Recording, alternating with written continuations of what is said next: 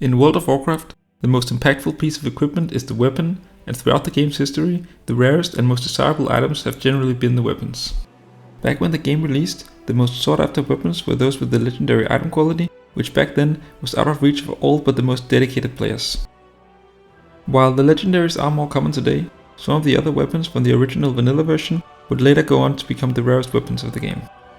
Vanilla WoW was also the first introduction to a weapon that would gain legendary status, both in terms of item quality as well as player perception. This is the story of WoW's ultimate weapon, the Ashbringer.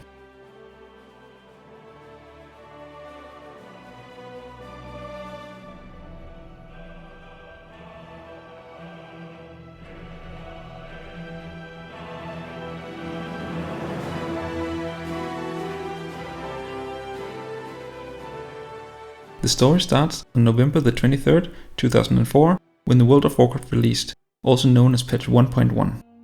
As players leveled and made their way through Azeroth, which took a while compared to today's standards, they would come across an NPC called Caretaker Alan in the Eastern Plagueland zone. Among other things, Caretaker Alan would mention that he had never heard of the Ashbringer and that players shouldn't ask him about it. At the time, during patch 1.1, this was the only mention of the Ashbringer, and the very few players who made it to the higher levels did not have anything else to go from at this point. Just 2 patches later, on patch 1.3, the Diamol dungeons were added to the game. One of these dungeons, Diamol West, had NPCs who mentioned that Prince Tortledrin, another NPC in the dungeon, knew something about the Ashbringer. Sadly, this did not lead anywhere, and the player character ends up killing the prince by the end of the dungeon. Sometime later, on patch 1.5, battlegrounds were introduced into the game, and players who competed in the Altering Valley battleground would sometimes loot a book called Natpegel's Guide to Extreme Angling, which told players how to get the Ashbringer if it wasn't for it missing all pages but the very last one. Natpegel was an NPC located off the coast of the Dustwallow Marsh zone on the Kalimdor continent, and just like the ones before him, he wouldn't offer any more information. With the Ashbringer item being data mined as a legendary weapon with very good stats for the time, player interest in the weapon would suddenly start to pick up. In patch 1.7, an item called Timberland's Pngtree would be removed from the loot table of large vile slimes in a cave in the Western Plaguelands. The item couldn't be used and did not have any purpose within the game, something that wasn't actually unique for those early times, where a few items from the beta version mistakenly made it into the game. It was during the time around its removal in patch 1.7 that players started linking the item to the legendary Ashbringer. It was thought that the item belonged to a mage, and later on 2 NPCs, Bardu Shabai and Alexia Ironknife, who were located in the Western Plaguelands, mentioned a powerful weapon crafted by a mage who would also be linked to this item. During this time, however, players had not yet established a link between these 2 NPCs and the Ashbringer weapon.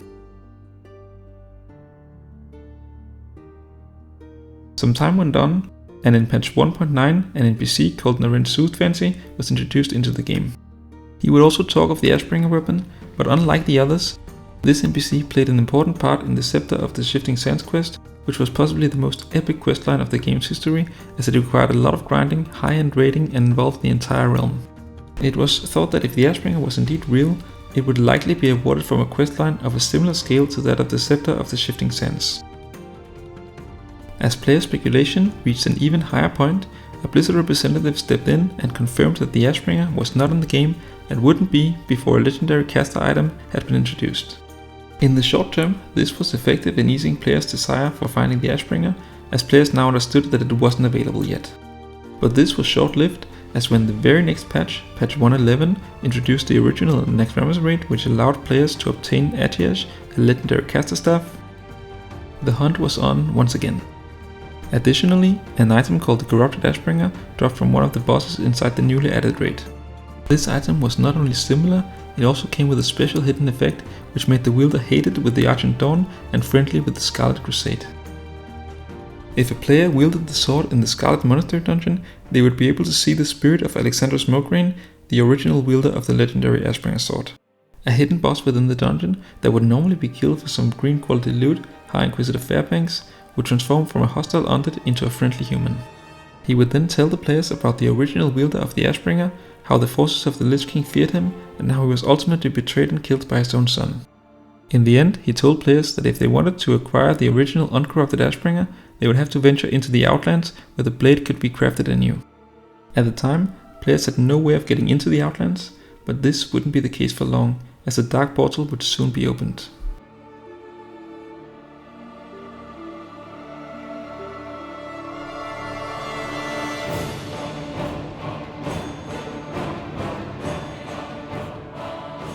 As players ventured into the Outlands, the blade was nowhere to be found.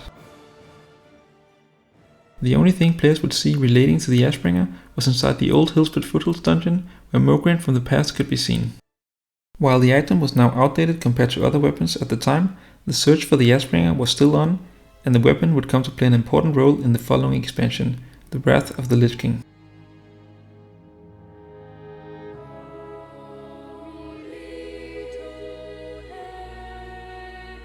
When the second expansion of the game launched, the old version of Naxxramas, which used to be the source of the corrupted Ashbringer weapon, was remade and the item was no longer obtainable. The first in-game sighting of the Ashbringer would be had by Death Knights who participated in the Battle for Light's Hope Chapel, which was a Death Knight starter quest. Here, Alexandros Mograine would appear wielding the legendary weapon. While not the way they expected, Alliance players would actually get their first chance of holding the Ashbringer while questing in the Howling Fjord zone. Here they would find a quest item called the Sacred Artifact, which shares icon with the legendary Ashbringer.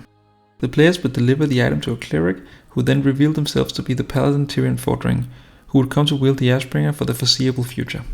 By the end of the expansion, Tyrion leads the attack on the Icecrown Citadel, and the Ashbringer ends up breaking the Lich King's legendary weapon, Frostmourne, into pieces. At this point, players began to realize that the Ashbringer would likely not become available to player characters.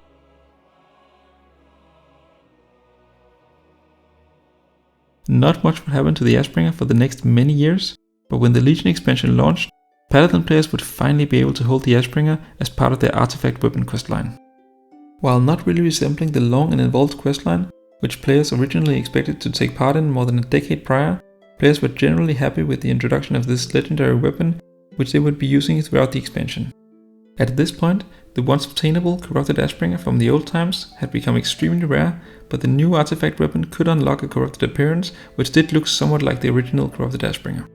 What is most interesting about this new corrupted appearance was the way that it was obtained, as the questline was heavily inspired by the player rumors of the old times, with fishing as well as a new version of Timberland's phylactery as part of the quest chain. While lore-wise the Ashbringer did play a role in later expansions, the player story of the Ashbringer would come to a close here, during the Legion expansion. As a final note, in the Dragonflight expansion, when some of the gear from the original Naxxramas raid was reintroduced back into the game, the corrupted Ashbringer was deliberately left unobtainable, which makes it one of the most rare items on retail to this day. This video was longer than the ones I usually make, but I think the story of the Ashbringer deserves it. Please let me know if you like videos like these or prefer the shorter ones. And thank you all for watching.